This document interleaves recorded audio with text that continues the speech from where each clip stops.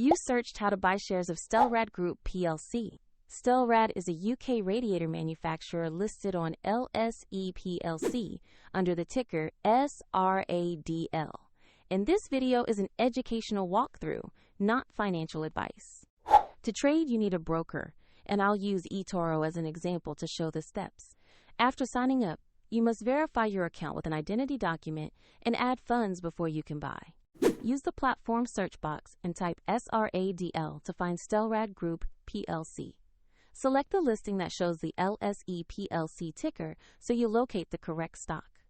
On the asset page, review the company summary, sector details, and the price chart. Confirm the name and SRAD.L ticker match before you proceed to invest.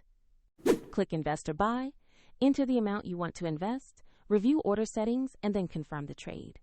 If the market is closed, the order may be queued for the next session, and the platform will ask you to add funds if your balance is insufficient.